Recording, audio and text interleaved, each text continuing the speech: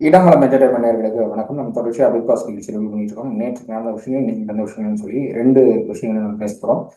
தொடர்ச்சியாக வந்து அந்த டாஸ்க் ஒன்று கொடுத்துருந்தாங்க, நகை பாதுகாக்கிறது, அப்புறம் எடுக்கிற அந்த டாஸ்க் ஒன்று கொடுத்துருந்தாங்க. ஸோ அதில் பல்வேறு குழப்பங்கள் இருந்தது. பல பேர் வந்து அவங்களுடைய கேரக்டர் விட்டு வெளியில் வந்து டாஸ்கே பண்ணலை அப்படின்னு சொல்லி பிக் பாஸை கழிஞ்சிட்டு இருந்த ஒரு சுச்சுவேஷன் இருந்தது.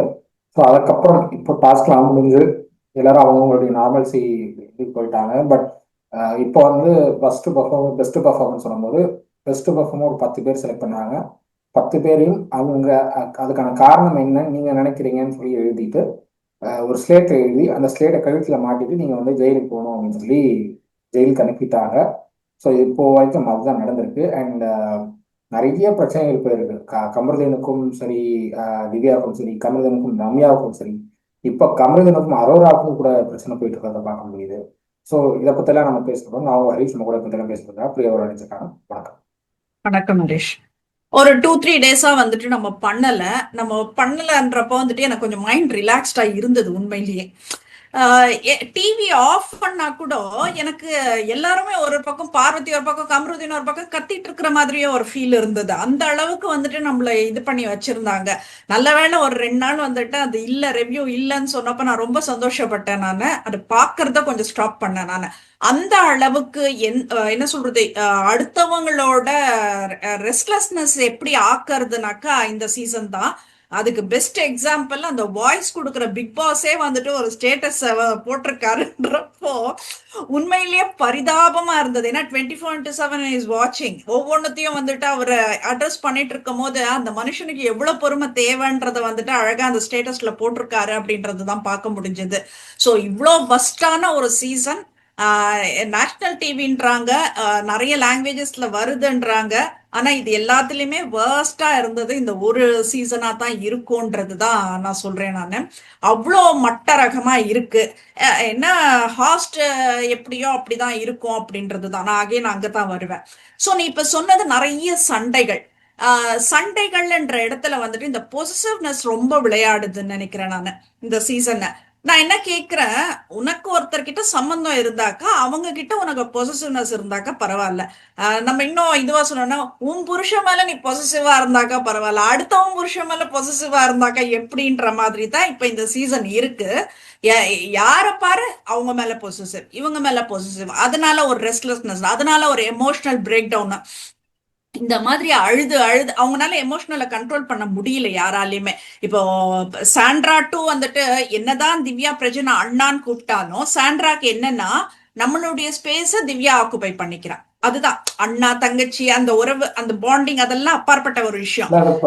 புரிஞ்சுக்கிட்டாருன்னு தான் நினைக்கிறேன். ஏன்னா ஒரு கேப் கொடுக்குறாரு திவ்யா. நேற்று பேசும்போது கூட திவ்யா சொல்றதுக்கெல்லாம் சரி சரின்னு சொல்லாம சில முரண்பட்ட கருத்துக்களையும் பிரஜன் கிட்ட பார்க்கணும். ஸோ பிரஜனும் புரிஞ்சுக்கிறார், நம்ம வந்து ரொம்ப ஸ்பேஸ் கொடுக்குறோம் அப்படின்னா நம்மளுக்கு அது இஷ்யூ ஆகும் அப்படிங்கிறது பிரஜன் கண்டிப்பா. இல்ல, ஒரே வீட்டுல இருக்கும் போது நீ சாண்ட்ராட்ட முகம் கொடுத்து கூட பேசுவான். தனித்தனி கேம் ஆடுறீங்க, அது ஓகே. அது என்ன பிளான் பண்ணி ஆடுறீங்கன்னு தெரியாது, ஆடுறீங்க ஓகே.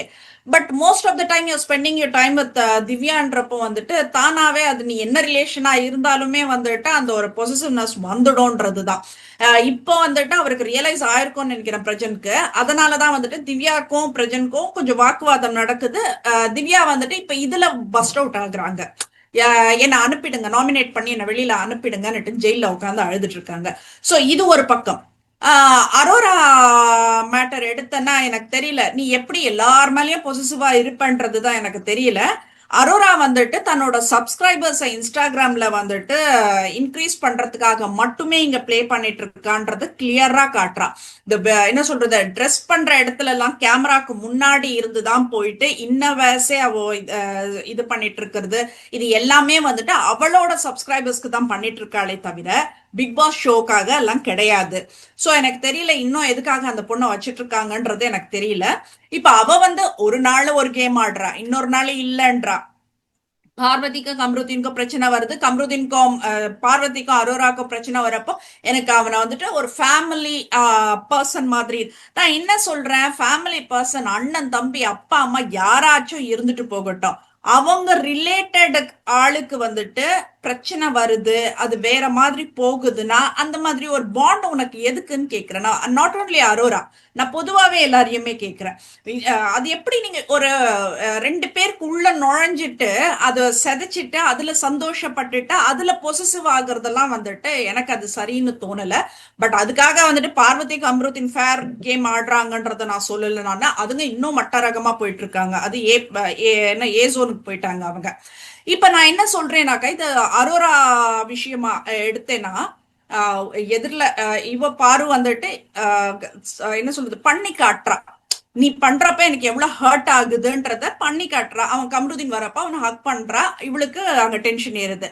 அப்ப வெளியில போயிட்டு என்ன பண்றா, இவன் பெரிய ஆணழக, இந்த டாஸ்க வந்துட்டு இப்ப கொடுத்துருக்குற அந்த டெமோ டாஸ்க வந்துட்டு முதலே கொடுத்துருந்தாங்கன்னா நான் அவங்க ஃப்ரெண்ட்ஷிப் கூட வச்சிருக்க மாட்டேன். திஸ் இஸ் நாட் ஃபேர் இல்லையா? நீ இவ்வளோ நாள் யூஸ் பண்ணிட்டு இப்ப இன்னைக்கு வந்துட்டு ஏதோ ஒண்ணு நீ கோவத்துல இருக்கனாக்கா அது பார்வதி மேல காட்டு, எதுக்கு இந்த மாதிரி வேர்ட்ஸுங்களை யூஸ் பண்ணணும்ன்ற. அதுக்கப்புறம் வந்துட்டு வினோத் சொல்றாரு, இல்லையே நீ ஒரு ஃபீலிங் இருக்குன்னு சொன்னியனோன்னா அவ்வளோ கோவம் வருது, தலையில எல்லாம் அடிச்சுட்டு அழறா, அந்த மாதிரி ஒரு டிராமா கிரியேட் பண்றா. இது என்ன காவிய காதலான்னு கேக்குறா. இது யார் சொன்னது இது காவிய காதல்? ரெண்டு பேருமே சாக்கடை காதல் தான் பண்ணிட்டு இருக்கீங்க. இது காவிய காதல் எல்லாம் கிடையாது. அப்படி இருக்கும் போது என்னத்துக்கு அது என்ன சொல்றது, அவ சொல்ற மாதிரி அந்த கம்ருதீன் பார்த்து இந்த ரெண்டு பேரும் எதுக்கு அடிச்சுக்கிறாளுங்கன்றது எனக்கு சத்தியமா புரியல. இன்னும் அத என்ன சொல் முழ நெட்ட மீசியும் தாடியும் ஷேவ் பண்ணிட்டு அது எனக்கு என்ன சொல்றது ஒரு ஹீரோ மெட்டீரியலா கூட எனக்கு தெரியல கம்ருதீன். இதுக்கு இவ்வளவு சண்டை நடத்துறாளுங்களா அப்படின்றதுதான் எனக்கு இது இது ஒரு பக்கம். இன்னொரு விஷயம் ஹரிஷ், கனி கனித்திரு எப்படி அது இந்த என்ன சொல்றது எப்படி திமிங்கலம் இவ்வளவு மாற்றம்ன்றதுதான் நம்ம கேட்கறதுக்கு தோணுது. என்ன பண்றாங்க, வெளியில சோசியல் மீடியால கேட்ட கேள்விகளுக்கெல்லாம் இந்த வாரம் பதில் சொல்லிட்டு இருக்காங்க. எப்படி ஹரிஷ் அது பாசிபிள்? இப்ப என்னன்றன்னு நம்ம முன்னவே சொன்ன மாதிரி எல்லாம் பேசி வச்சுட்டு நடக்குது.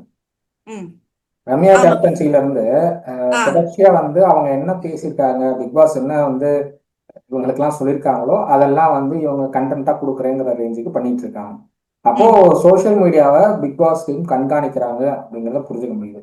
ரெண்டாவது, சோஷியல் மீடியால கண்காணிக்கிறது எல்லாம் கண்டஸ்டன்ட்டுக்கு பிக் பாஸ் தரப்புல இருந்து சொல்லப்படுது அப்படிங்கிறத ஆஹ் புரிஞ்சுக்க முடியும். அதுதான். இப்ப என்னன்னா கனிக்கும் எஃப்ஜேக்கும் ஆனது வந்துட்டு ரொம்ப வைரலா சோசியல் மீடியால இப்ப வரைக்குமே ரொம்ப ஆபாசமா தான் பேசிட்டு இருக்காங்க. ஏன்னா இன்னும் நான் உனக்கு ஒரு ரெண்டு மூணு இது அனுப்பல நினைக்கிறேன். அந்த போட்டோஸ்ங்க எல்லாம் பார்த்தாக்கா அவங்க ரொம்ப ரசிக்கிறாங்க அந்த படுத்துட்டு இருக்காங்க அந்த இடத்துல. எனக்கு தெரியல, எனக்கு அதை எலாபரேட் பண்றதுக்கு விருப்பம் இல்லை. So I'm leaving that. ஏன்னா அவங்க ஃபேமிலியை நினைச்சே நான் விட்டுறேன் நான் அந்த விஷயத்த. சோ அது அந்த மாதிரி விஷயங்களுக்கெல்லாம் வந்துட்டு இந்த வாரம் விளக்கம் கொடுக்குற மாதிரி இருக்கு. விக்கல்ஸ் வந்துட்டு ரொம்ப என்ன சொல்ற ப்ரெஷரைஸ் பண்ணி அது சிஸ்டர் பிரதர் பாண்டிங்ன்றத ப்ரெஷர் பண்ணி சொல்ல வேண்டிய அவசியம் என்னன்றது தெரியல. இதுல எஃப்ஜே உட்காந்துட்டு ஒரு கதை சொல்லிட்டு இருக்கா பத்தியா, நான் ஜெயிலுக்கு போனப்போ வந்துட்டு 3 நாள் கனி சாப்பிட்டு, அது எப்படி 3 நாள் ஒரு மனுஷனால சாப்பிடாம இருக்க முடியுமான்றது எனக்கு தெரியல. நாங்க விரதம் இருக்கிறப்போ வந்துட்டு காலையில மத்தியானம் சாப்பிடலனாலே சாயந்தரம் ஆனா கொஞ்சம் வயிறு கவான்னு ஆரம்பிச்சிடும், ஏதாச்சும் தண்ணியாச்சும் குடிக்கணும்ன்ற மாதிரி இருக்கும் எங்களுக்கு. இது 3 நாள்ல இவ ஜெயிலுக்கு போனான்றதுனால 3 நாள் அந்த அம்மா சாப்பிடலையா? அவங்க வீட்டுக்கார் ஜெயிலுக்கு போனாலே சாப்பிடுவாங்களா இல்லையா தெரியல. எஃப்ஜே அதுவும் அந்த இதுல பிக் பாஸ்ல இருக்கிற ஜெயில போட்டதுக்காக 3 நாள் சாப்பிடல மேடம் அப்படின்னு சொல்லிட்டு, அது கூட அந்த கனி அக்கா அந்த இதெல்லாம் இல்ல பத்தியா எஃப்ஜே கிட்ட. கனின்னுட்டு தான் அந்த ஒருமையில தான் அவன் பேசுறான். அந்த மாதிரி என்ன பவர் பாண்டிங்? இதுதானே நாங்க எல்லாருமே தப்பா பேசுறோம். இதுதானே ஒரு ஃபேமிலியில வந்துட்டு எனக்கு அந்த ரெண்டு பெண்கள் எப்படி பாக்குவாங்க, அந்த பெண்களோட ஸ்கூல்ல எப்படி அந்த குழந்தைங்களுக்கு எப்படி இருக்கும்ன்றதுதான் வந்துட்டு நாங்க பேசிட்டு இருக்கோம். நாங்க பசங்களோட எதிர்காலத்தை பத்தி பேசிட்டு இருக்கோம். நீங்க இங்க விளையாடிட்டு உட்காந்துட்டு இருக்கீங்க. நீ ஒரு பெண்ணோட எமோஷனல்லையும் நீ ஒரு ஆணோட எமோஷனல்லையும் விளையாடல, ஒருத்தரோட லைஃபோட இதுல விளையாடிட்டு இருக்கீங்கன்றதுதான் நான் ரெஜிஸ்டர் பண்ண விரும்புறேன் நானு.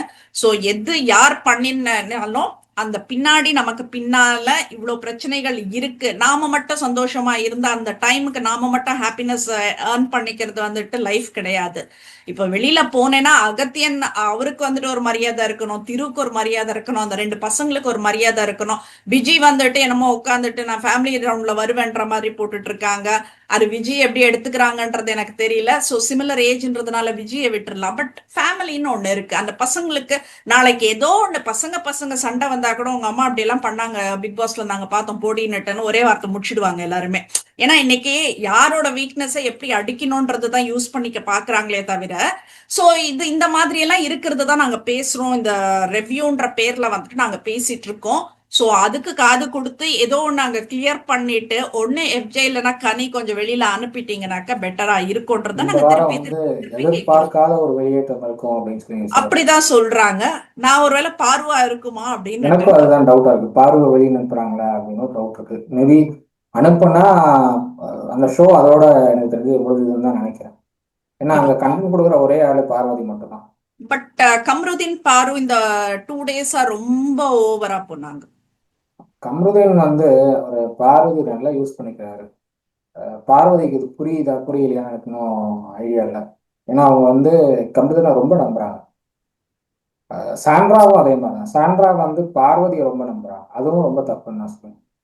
எப்படி பார்வதி அதுதான். திவாகரை ரொம்ப நம்பி பல டாஸ்குகளை போட்ட விட்டாங்களோ அதே மாதிரி கமருதீனை பார்வதி ரொம்ப நம்புறாங்க. சாண்ட்ரா வந்து பார்வதி ரொம்ப நம்புறாங்க. இது இந்த நம்பிக்கை அப்படிங்கிறது இந்த பிக் பாஸ் ஹவுஸ்ல எடுபடாது. எடுபடாது. ஏன்னா அடுத்தடுத்த இது வர்றப்போ சூடு பிடிக்கிறப்போ ஷோஸ் அந்த டாஸ்க் எல்லாம் வந்துட்டு இதெல்லாம் வந்துட்டு இதாக ஆல்மோஸ்ட் 50 டேஸ் வந்து ஒரு சீரியஸ் டாஸ்கே இல்லாம போயிருக்குனாக்கா உண்மையிலேயே சொல்றேன் இது கொண்டாட வேண்டிய ஒரு விஷயம் தான் அப்படின்ற நான் அந்த அளவுக்கு மட்டமா இருந்தது. 50 நாள் இது 60 நாள் ஆயிடுச்சு. 60 நாட்களும் வந்துட்டு இவ்வளோ மட்டமா ஒரு ஷோவை கொண்டு போக முடியும்னாக்கா அது விஜய் டிவினால தான் முடியும்ன்றத வந்துட்டு ப்ரூவ் பண்ணியிருக்காங்கன்றதா சொல்லணும். அதுக்கப்புறம் நீ சொன்ன மாதிரி தான் அந்த நெக்லஸ் டாஸ்க் ஆகட்டும். சுபிக்ஷா என்னமோ கொஞ்சம் எல்லாம் சீன் போடுற மாதிரி டிராமா பண்ற மாதிரி இருக்கு ஒரு சில இடங்கள்ல. இந்த விக்கல்ஸ் ஒரு இடத்துல சொல்லவே சொல்ற அந்த பொண்ணை நல்லா பாடுறேன்னு தெரியாம சொல்லிட்டோம் போல இருக்கு அப்படின்ற மாதிரியே சொல்றாரு. ஏன்னா ஓயாம பாடிட்டே இருக்கா. இது சரி இது யாராச்சும் அட்ரஸ் பண்ணுவாங்க அப்படின்றத பார்த்தாக்கா பார்வதி நேத்து அட்ரஸ் பண்ணா. அந்த மோட்டார் கொஞ்சம் நிறுத்துங்களேன்ப்பா அப்படின்னு சொல்லிட்டுன்னு சொன்னது ஆகட்டும். அது உண்மையிலேயே அது அப்படிதான் இருந்தது. அந்த எச்சில் துப்பி துப்பி அது மோட்டரா தான் இருக்கே தவிர அது ஒன்றும் அது பாட்டு மாதிரி எல்லாம் எங்களுக்கு தெரியல. அது நீங்க வந்துட்டு அது என்டர்டெயினர் நினைச்சு பண்ணிட்டு இருக்கீங்க. அது இரிட்டேட்டிங்ன்றது தான். ஏன்னா there is a limit for everything. These people are crossing the லிமிட்ன்றது தான் வந்துட்டு நம்மளுக்கு ஏத்துக்க முடியாத ஒரு விஷயமா இருக்கு. இப்ப இன்னைக்கு நடந்த ப்ரொமோல எல்லாம் வந்துட்டு இந்த பெஸ்ட் கூட இல்ல வேர்ஸ்ட் தான் வந்துட்டு இது பண்ண சொல்றாங்க. அதுல வந்துட்டு அந்த 10 பேரை ஜெயில போடுறேன் அப்படின்ற மாதிரி சொல்லியிருக்காரு. அந்த அத்தனோண்டு ஜெயில எப்படி 10 பேரை போட முடியும்? 10 பேர் போட்டிருக்காங்க. இப்போ வந்து கழுத்துல அந்த ஸ்லேட் ஒன்று கொடுத்துட்டாங்க. ஆமா. உங்களுடைய நீங்க பண்ண தவறு, நீங்க வந்து எதனால வந்து ஃபர்ஸ்ட் பெர்ஃபார்மர் நீங்க நினைக்கிறீங்கிறத நீங்களே எழுதி அதை வந்து பிளாஸ்மா டிவி முன்னாடி சொல்லிட்டு அதுக்கப்புறம் ஜெயிலுக்கு போங்க அப்படின்னு சொல்லி சொல்லிடுறாரு. 10 பேரும் ஜெயிலுக்கு போயிட்டாங்க. என்னன்னா அங்க அட்ஜஸ்ட் பண்ணி இருந்துக்க வேண்டிய சுச்சுவேஷன். ரெண்டாவது 10 பேரும் அப்படியே உள்ள இருக்க போறது கிடையாது. சமைக்கிறதுக்கு சில பேர் வர போறாங்க. ஆமா. அது நைட் டைம்ல தான் எப்படி ஆக போகுது அப்படிங்கிறது தெரியல. நைட் டைம் மட்டும் தான் அதை பார்க்கணும். அதுக்குள்ள எனக்கு தெரிஞ்சு இந்த ஜெயில் டாஸ்க்கு முடிச்சிருவாரு. முடிச்சிடுவாங்க. உம். அவ்வளவு 10 பேரை வந்து அகாமடேட் பண்றவங்க அந்த ஜெயில் ஸ்பேஸ் இல்லை. ஜெயில் இல்ல. ஆமா. ஸோ அதனால ஈவினிங் நைட்டுக்குள்ள எப்படி அந்த டாஸ்க்கை முடிச்சுட்டு எல்லாரும் உள்ள அனுப்பிடுவார் அப்படிங்கிற மாதிரி தான் நான் நினைக்கிறேன். பட் இதுக்கு எதுக்கு இவ்வளவு மெனக்கெட்டு நீங்க வந்து எழுதணும், ஸ்லேட்ல எழுதணும், நீங்க பண்ணணுங்கிறது எதுக்கு சொல்றாங்கன்னு எனக்கு புரியல. அதுதான் அது ஒரு விஷயம். இன்னொன்னு வந்துட்டு இந்த நாமினேஷன் ஃப்ரீ பாஸ் எல்லாம் மெயினான ஆளுங்களுக்கு எல்லாம் கொடுத்து வச்சிருக்காங்க. அது இன்னும் கொஞ்சம் இரிட்டேட். எப்படி இப்ப கனி எஃப்ஜே இவங்க எல்லாம் வரப்போறது இல்ல அடுத்த நாமினேஷனுக்கு. சோ அது ஒரு பக்கம் இரிட்டேட்டிங். சுபிக்ஷா எல்லாம் போக வேண்டியவங்க அவங்க எல்லாம் வந்துட்டு தப்பிச்சிட்டாங்க அப்படின்றது தான். இவ்வளவு ஒரு இல்ல உங்களுக்கு ஒருவேளை கனி இந்த வாரம் வெளியில வந்தா நாமினேஷன் ஃப்ரீ பாஸ் வந்து நம்ம ஏற்கனவே போன சீசன் பார்த்துருக்கோம். நாமினேஷன் ஃப்ரீ பாஸ் வாங்கின 2 பேரு அந்த அந்த வாரமே வெளியில போயிருக்கிறதெல்லாம் பார்த்துருக்கோம் போன சீசன். ஆமா ஆமா. ஸோ அதனால அது சொல்ல முடியாது யாரை வெளியில அனுப்ப போறாங்க அப்படின்னு சொல்ல முடியாது. டபுள் எவிக்ஷன் தகவல் இருக்கு. டபுள் எவிக்ஷன் எனக்கு தெரிஞ்சு இந்த நாமினேஷன் ஃப்ரீ பாஸ் வாங்கினவங்கள தான் பண்ணுவாங்க அப்படின்றத நினைக்கிறேன் நானு. டபுள் எவிக்ஷன் போன வாரம் சொன்னாங்க. இந்த வாரம் என்ன பண்ணுவாங்கன்றது தெரியல. ஏன்னா போன வாரம் யாரும் எவிக்ட் பண்ணல. டபுள் எவிக்ஷன் பண்ணல அப்படின்னா அந்த ஷோ நடத்த முடியாது. ரெண்டாவது 12 வாரத்துக்குள்ள ஷோ முடிக்கலாமாங்கிற ஒரு பேச்சுவார்த்தை கூட போயிட்டு இருக்கிறதா தகவல் இருக்கு. சத்தியமா எங்கனாலும் முடியாது. 84 to 85 டேஸ்ல இந்த ஷோ முடிச்சிடலாம் அப்படிங்கிற பிளான் இருக்கிற மாதிரி தான் சொல்றாங்க. அது எந்த அளவுக்கு உண்மை அப்படின்னு தெரியல. பேசிட்டு ம். இருக்காங்க. ஏன்னா அந்த ஷோல ஒண்ணுமே இல்ல. யாருமே வந்து ஆமா. வாங்குற அமௌண்ட்டுக்கு வந்து யாரும் இங்க வந்து டாஸ்க் பண்றதில்ல, செய்யல. கண்டென்ட் இல்ல. ம். அவங்க அந்த அமௌண்ட்டுக்காக இருக்காங்களே தவிர கண்டென்ட் யார் கொடுக்குற மாதிரி தெரியல. ஸோ அதனால 84, 85 டேஸ்ல முடிச்சிடலாமாங்கிற ஒரு பேச்சுவார்த்தை போயிட்டு இருக்கிறதா கூட தகவல் இருக்கு. அது முடிக்கிறது பெட்டர் தான் எனக்கு தெரிஞ்சு. இதுக்கு வந்துட்டு நீங்க பெரிய ஆர்ப்பாட்டம் எல்லாம் கூட பண்ண தேவையில்லை. எனக்கு தெரிஞ்சு ஸ்டேஜ் எல்லாம் எடுத்து இப்ப அந்த இதுக்கெல்லாம் கொண்டு வந்து அனௌன்ஸ் பண்ண வேண்டியது கூட இல்லை. நீங்க அந்த வீட்லயே கூட இவங்க தான் டைட்டில் வினர்னு சொல்லிட்டே கூட போயிடலாம். ஏன்னா அவ்வளவுதான் வர்த்து இந்த சீசனுக்கு.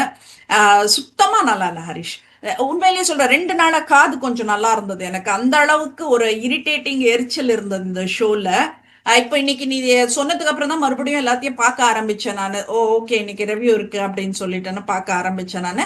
அது பார்த்தாக்கா மறுபடியும் அரோரா ஒரு பக்கம் கத்திட்டு இருக்கா, வியானா ஒரு பக்கம் கத்திட்டு இருக்கா, சாண்ட்ரா ஒரு பக்கம் கத்திட்டு இருக்கா, இப்ப திவ்யா ஒரு பக்கம், ஆளாளுக்கு ஒரு பக்கம் வந்துட்டு தனித்தனியா அவங்கவுங்க பர்ஃபார்மன்ஸை காட்டிட்டு இருக்காங்க. எதுலனா டாஸ்கோ இல்ல எதுவோ கிடையாது, கத்துறதுல காட்டிட்டு இருக்காங்க. இது வந்துட்டு நம்மளுக்கு கண்டென்ட்டே கிடையாது இது பண்றதுக்கு, ஷோ மூவ் பண்றதுக்கு. சோ எனக்கு பெஸ்ட் இன்னும் ஒரு 10 நாள்ல முடிச்சிட்டா கூட நல்லா தான் இருக்கும் அப்படின்றது. வேற ஏதாச்சும் சுவாரஸ்யமா இருக்கா ஹரிஷ்?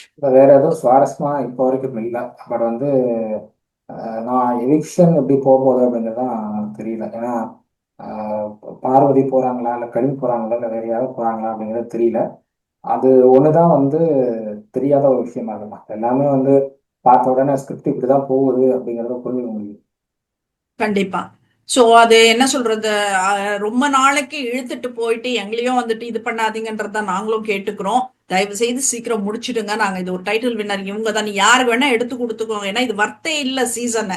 இப்ப இந்த சீசன்ல நீங்க என்ன கொடுத்தாலும் வந்துட்டு அதுக்கு அந்த என்ன சொல்றது, அந்த டிராஃபிக்கு மதிப்பு கிடையாது. உங்களுக்கு ரிவ்யூவர்ஸ்ன்னு இருக்கிற எல்லாரையும் கூப்பிட்டு வச்சு கூட நீங்க வந்து என்ன எப்படி கண்டென்ட் கொடுக்கலாம்னு ஒரு ஐடியா கேட்டாலும் எல்லாரும் அவங்களுடைய ஒப்பீனியன் கொடுப்பாங்க.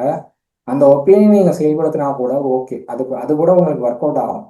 நீங்க அந்த ஒப்பீனியனையும் வாங்காம நீங்க செலக்ட் பண்ண அத்தனை கண்டஸ்டன்ஸும் சோஷியல் மீடியால ஒன்றுத்துக்கும் உதவாத கிரிஞ்சு கண்டென்ட் கொடுக்குறவங்க, இல்லை 18+ அடல்ட் கண்டென்ட் கொடுக்குறவங்க, இவங்களெல்லாம் உள்ள கூட்டிட்டு வந்துட்டு ஒரு ஷோ நடத்துறேன் அப்படின்னா அது எந்த அளவுக்கு எவ்வளவு வஸ்டா முடியுமோ அவ்வளவு வஸ்டா தான் ஃபர்ஸ்ட் முடியும். அதுதான். அதுதான் சொல்றேன், எவ்வளவு வஸ்டா முடியுமோ அவ்வளவு வஸ்டா தான் முடியுது. திவ்யா வந்துட்டு டெக்கோரம் அது இதுன்னு பேசி ஏதாச்சும் கொஞ்சம் இங்க மாற்றம் கொண்டு வருவாங்க அப்படின்னு பார்த்தா அவங்க வந்துட்டு இதுல ஐக்கியமாயிட்டாங்க. அந்த கத்துறது, கூச்சல் போடுறது, மாத்தி பேசுறது, தூங்கிட்டு நான் தூங்கலன்னு பொய் சொல்றது, இதெல்லாம் திவ்யா ஜாஸ்தி பண்ணிட்டு இருக்காங்க இப்போ. சோ என்ன சொல்றது, பூவோட சேர்ந்து நாரும் மணக்கும்ன்றத போயிட்டு நாரோட சேர்ந்து பூவும் வந்துட்டு நார ஆரம்பிச்சிடுச்சு அப்படின்றதுதான் நம்ம சொல்ல தோணுதுங்க. சோ ரொம்ப வஸ்ட் சீசன் இது. இன்னும் திருப்பி திருப்பி நாங்க சொல்ல முடியல. முதல் ஹாஸ்ட் சரியில்லைன்றது ஆரம்பத்துல இருந்தே நாங்க சொல்லிட்டு இருந்தோம். ஏதா ஹாஸ்ட மாத்துறீங்களா, ஷோவை மாத்துறீங்களோ, கண்டஸ்டன்ட மாத்துறீங்களா, ஆயிடுச்சு 60 நாள் ஆயிடுச்சு. இன்னும் 40 நாளுக்கெல்லாம் எங்களுக்கு சத்தியமா இல்ல பொறுமை இல்ல. எனக்கு இதுல இப்பவாவது உங்களுக்கு உயிரோட்டம் கொடுக்கக்கூடிய ஒரு கண்டென்ட் வேணும் அப்படின்னா வனிதாவை உள்ள கொண்டு வாங்க. உள்ள கூட்டின்னு வந்துருங்க, மொத்தம் பிக் பாஸும் சால்வ் ஆயிடும் பாருங்க. மொத்தமா எல்லா எல்லாத்தையும் இஷ்யூவும் சால்வ் ஆயிடும். மொத்தமா எல்லாத்தையும் கொளுத்தி விட்டுருவாங்க. அதுக்கப்புறம் அந்த வீடு ஒரு எப்படி வாரம் இருக்கும் பாருங்க. ஒரு வாரம் வனிதா அவங்கள கூட்டின்னு வந்து உள்ள வைங்க பாருங்க, மொத்தம் அடங்கிடும், எல்லாமே சால்வ் ஆயிடும் உங்களுக்கு இஷ்யூ. அதையாச்சும் பண்ணலாம் அப்படின்றதுதான். அவங்க வந்துட்டு என்னாலதான் பிக் பாஸ் ஷோவே ஓடுதுன்னு சொன்னா கூட பரவாயில்லன்ற நான் சொல்லிட்டு போறாங்க. அத உண்மைதாங்க. இது கொடுத்துருங்க. இதுக்கு முன்னாடி சீசன்ல அவங்க உள்ள வந்ததுக்கு அப்புறம் தான் அந்த ஷோ அவ்வளவு ஃபயர் ஆச்சு. ஆமா. அவங்க இல்லைன்னா அந்த ஷோல அவ்வளவு ஃபயரான கண்டென்ட் கூட கிடைச்சிருக்காது. கண்டிப்பா. ஆளாளுக்கு வந்து லவ் கண்டென்ட் கொடுக்குறேன்னு போயிருப்பாங்க, நான் பாடுறேன் நான் ஆடுறேன்னு போயிருப்பாங்களே தவிர கண்டென்ட் வெளியில வந்திருக்காது. கண்டென்ட் வெளியில வந்ததுக்கு காரணம் அவங்க தான். அவங்க வனிதாக்கா உள்ள போனதுனால தான் கண்டென்ட்டே வந்தது. மறுபடியும் அவங்கள உள்ள கூப்பிட்டு நீங்க வாங்க, நீங்க வந்து இருக்கிற கண்டஸ்டன்ஸை கொஞ்சம் கொஞ்சம் ஃபயர் ஏற்றி விட்டு அவங்க கிட்ட இருக்கிற கண்டென்ட் எல்லாம் வாங்குறதுக்கு நீங்க ஹெல்ப் பண்ணுங்கன்னு சொன்னா பண்ண மாட்டேன்னு சொல்ல மாட்டாங்க. கண்டிப்பா பண்ணுவாங்க, கண்டிப்பா பண்ணுவாங்க. ஸோ அதனால வந்து அது அவங்களுக்கும் ஒரு ஒரு லாபம், உங்களுக்கும் ஒரு லாபம். டிஆர்பிக்கு அதுவும் ஒரு பெரிய ப்ளஸ்ஸா இருக்கும். கண்டிப்பா அது பண்ணலாம். இன்னும் 40 நாள் இருக்குதுன்றப்போ எங்களுக்கு ரெவ்யூ கொடுக்குற எங்களுக்கு கஷ்டமா இருக்கு. அட்லீஸ்ட் எங்களோட வேதனையாச்சும் வந்துட்டு மனசுல வச்சுட்டு கொஞ்சம் ஏன்னா பண்ணுங்க அந்த சோஷியல் அப்படின்றத நாங்க மீடியால கேக்குறோம். இருக்கிற இந்த கிரிஞ்சு கண்டென்ட் கொடுக்குறவங்க எல்லாம் உள்ள வச்சிருக்கிறதுனால அவங்களுக்கு கிரிஞ்சா தான் பண்ண தோணுது. இல்ல, நீ எதுக்கு நாமினேஷன் ஃப்ரீ பாஸ் அதுவும் இந்த சீசன் குடுக்குறாங்கன்றதுதான் சத்தியமா புரியல. இப்ப அத எல்லாம் அந்த மொக்கையான ஆட்கள் லைக் விளையாடவே விளையாடாதவங்க எல்லாம் அதுல போயிடுறாங்க. சுபிக்ஷா ஆகட்டும், கனி ஆகட்டும், எல்லாமே வந்துட்டு சேஃப் ஜோன் போயிடுறாங்க. இது எப்படி? இது அப்புறம் திரும்ப இன்னும் ஒரு வாரம் வெயிட் பண்ணணுமா அவங்க எவிக்ஷனுக்காக? சுத்தமா என்னன்றதை எங்களுக்கு புரியல. சோ இது வந்துட்டு எதிர்பாராததை எதிர்பாருங்கள்ன்றதுதான் வந்துட்டு காலையில இருந்து ஓடிட்டு இருக்கு எவிக்ஷனை பத்தி. யாருன்றது நமக்கு இப்ப வரைக்கும் தெரியல. பட் எனக்கு மனசுல பட்டது பார்வதி. பட் பார்வதியை எவிக்ட் பண்ணி வெளியில அனுப்பினா ஷோ ஒண்ணுமே இல்ல. அந்த பொண்ணு சண்டை போடுது. அந்த பொண்ணு வந்து அதுக்கு தோன்றதை பண்ணுது, அது அது சண்டை போடுது. அந்த கண்டென்ட்டாவது வருது. எனக்கு தெரிஞ்சு வனிதாக்கா உள்ள போனாங்க அப்படின்னா பார்வதிக்கு அது இன்னும் ஒரு பெரிய பிளஸ். ரெண்டாவது வந்து அந்த வீடு ஃபயரா ஒரு பார்வதி சமாளிக்க முடியல. இது பார்வதி கூட டபுள் டபுள் ட்ரிபிள் பார்வதி இது. பார்வதி ஒரு பர்சனா இருப்பாங்க அப்படிங்கிறப்போ அவங்களையும் சமாளிக்க முடியாம திணறுவாங்க. அதுதான் வந்து திணறுவாங்க. வரும் நம்மளுக்கு. அது பார்க்கறதுக்கு அழகா இருக்கும். உங்களுக்கு கண்டென்ட் தேவைன்னா ரிவ்யூவர்ஸ் கண்டென்ட் கொடுக்க உங்களுக்கு வந்து ஐடியா கொடுக்கறதுக்கு ரெடியா இருக்காங்க. அத்தனை பேரும் ரெடியா இருக்காங்க. தயவு செஞ்சு ரிவ்யூ பண்றதுக்காகவாவது என்னத்தையாவது கண்டென்ட்டை கொண்டு வாங்க. அததான் சொல்றோம். எங்களுக்கு சத்தியமா முடியல. எங்க எங்க வேதனையை நாங்க எப்படி பகிர்ந்துக்கிறதுன்றதுதான் எங்களுக்கு தெரியல. அந்த அளவுக்கு நாங்க வந்துட்டு ரொம்ப டிப்ரெஸ்ட் மோடுக்கு போயிட்டோம் அப்படின்றதுதான் நாங்க சொல்லிக்கிறோம். விஜய் இது பானிஜேக்கும் எண்டமோலுக்கும் ரொம்ப வர்ஸ்டா இருக்கு இந்த season. Try to at least finish it of அப்படின்றது தான் நாங்க சொல்றோம். நீங்க அந்த என்ன சீசன் மட்டும் இல்ல, பிக் பாஸே பினிஷ் பண்ணா கூட பிரச்சனை இல்லைன்ற லெவலுக்கு எங்களை கொண்டு வந்து விட்டுருக்கீங்க அப்படின்றதுதான். So what else Harish? பேசியிருக்கோம், நம்ம எல்லாத்தையும் பேசியிருக்கோம். இதுக்கு மேல வந்து பிக் பாஸ் மேனேஜ்மெண்ட் அந்த என்எம்ஆர் டீம் அவங்க தான் வந்து டிசைட் பண்ணணும். ஸோ அவங்க என்ன டிசைட் பண்ணி பண்ண போறாங்க அப்படிங்கிறது வெயிட் பண்ணி தான் பார்க்கணும். 84-85 டேஸ் முடிக்கிறதுனாலும் சரி, இல்லை நீங்கள் 100 நாள் கொண்டு போறீங்கனாலும் சரி, கண்டென்ட் இருந்துச்சுன்னா தாராளமாக ஓகே பார்க்கலாம். கண்டென்ட் இல்லைன்னா பார்க்கறதுக்கு யாருமே விருப்பப்பட மாட்டாங்க. 1 மணி நேரம் ஷோவையும் யாரும் பார்க்க மாட்டேங்கிறாங்க. நீங்க அதுதான் சுச்சுவேஷன். இல்ல அதுதான் இப்போ இந்த சீனை நம்ம இந்த ஷோவை நம்ம பார்த்துட்டு ரெவ்யூ பண்றதுக்கு அட்லீஸ்ட் அது வர்த்தா இருக்கணும்ல. நம்மளோட டைம் எல்லாம் வேஸ்ட் ஆகுது இந்த இடத்துல. பாதி ரிவ்யூஸ் என்ன ஆயிடுறாங்க, என்ன பண்ணிடுறாங்க அப்படின்னா இத பார்த்து ரிவ்யூ பண்ணணுமா அப்படின்னு யோசிச்சுட்டு அந்த மாதிரி என்ன ஒரு பண்றாங்கன்னா ட்விட்டர்ல வர அந்த சின்ன சின்ன கிளிப்பிங்ஸ் எல்லாம் இருக்குல்ல, ஒரு 2 நிமிஷம் 3 நிமிஷம் கிளிப்பிங்ஸ் எல்லாம் இருக்குல்ல, அதை பார்த்துட்டு அதை வச்சு ரிவ்யூ கொடுக்க ஆரம்பிச்சிடறாங்க. அவ்வளவுதான். ரிவ்யூவர்ஸோட நிலைமை அப்படின்னா பாக்குற மக்கள் எப்படி இருப்பாங்க, எப்படி இருக்கும் கொஞ்சம் யோசிச்சு பாரு. அவங்க இதை வந்து எந்த அளவுக்கு பாக்குறதுக்கு யோசிப்பாங்கன்னு பார்க்கணும். உங்களுக்கு ரிவ்யூவர்ஸ் கிட்ட இந்த ஷோ நீங்க கொண்டு போனாதான் மக்களுக்கு இந்த ஷோ பிடிச்சிருக்கா இல்லையாங்கிறது தெரிய வரும். ரிவ்யூவர்ஸ்க்கே இந்த ஷோ பிடிக்கல அப்படின்னா மக்களுக்கு எப்படி இந்த ஷோ பிடிக்கும், எப்படி பிடிக்கும்? ஸோ இதை வந்து எப்படி மாற்ற போறாங்க. 40 நாள் இருக்கு, 40 நாள் என்னத்தை நீங்க மாத்தி கொண்டு வர போறீங்கன்னு எனக்கு தெரியல. பட் அட்லீஸ்ட் கண்டென்ட் கொடுக்குற மாதிரி எனக்கு யாரும் பண்ண பெட்டரும். 18+ கண்டென்ட்லாம் மக்கள் பார்க்க போறது கிடையாது. கண்டிப்பா. ஏன்னா தேவைனாக்கா அவங்க வெப்சைட்ல பாத்துக்குவாங்க. இல்ல நீங்க அவனுக்கு ஏகப்பட்ட வேலை இருக்கு. ரெண்டாவது நீங்க தமிழ்நாட்டு ஏகப்பட்ட பிரச்சனை போயிட்டு இருக்கு. இத்தனை பிரச்சனைக்கு நடுவில் உட்காந்து உங்க ஷோ பார்க்கணும் அப்படின்னா நீங்க அதுக்கு வர்த்தான கண்டென்ட் கொடுக்கணும். கண்டிப்பா. ஒண்ணுமே கொடுக்காம எங்க ஷோ பாருங்கன்னா யாரும் பார்க்க மாட்டாங்க. யாரு பாப்பாங்க? அதான் அவர் ரொம்ப கூலா சொல்லிட்டாரு, இல்ல ரிமோட் இருக்கு கையில எடுத்து மாத்திக்கங்கன்னு சொல்லிட்டு. அதுதான் அது பிஆர்பி பிரச்சனை, அது சேனலுடைய பிரச்சனை. அவங்களுக்கு அதுதான் தேவை அப்படின்னா ஓகே. ஓகே ஹரிஷ். ஸோ பார்ப்போம் இன்னைக்கு என்ன நடக்குதுன்னு சொல்லிட்டு. இன்னைக்கு ஃப்ரைடே ஒன்றும் பெருசா இருக்க போறது இல்லை. ஸோ முடிச்சுட்டு இப்போ நாளைக்கு விஜய் சேதுபதி வந்து என்ன பண்ண போறாருன்றது தான் இருக்கிறது. ஒன்றும் பண்ண போறது இல்லை, பட் என்ன பண்ண போறாருன்னு ஒவ்வொரு வாரமும் நம்ம ஒரு அந்த இது சொல்லிட்டு இருக்கோம்ல. ஸோ அந்த மாதிரி ஒரு எதிர்பார்ப்போட நம்ம உட்காந்துட்டு இருக்கோம். பட் எனக்கு இது மட்டும் தான் கொஞ்சம் நெருடலா இருக்கு. எதிர்பாராததை எதிர்பாருங்கள்னு சொல்லிட்டுன்னு பார்வதியை எவிக்ட் பண்ணி அனுப்ப போறாங்களா அப்படின்றது தான் ஒரு கொஸ்டின் மார்க்கா இருக்கு. ஏன்னா காலையில இருந்து ஓடிட்டு இருக்கிறத பார்த்தாக்கா பார்வதின்றது தான் என் மனசுக்கு தோணுச்சு. ஸோ லெட்ஸ் சே, என்னை பார்த்துட்டு பேசுவோம் நாளைக்கு. நன்றி. தேங்க்யூ.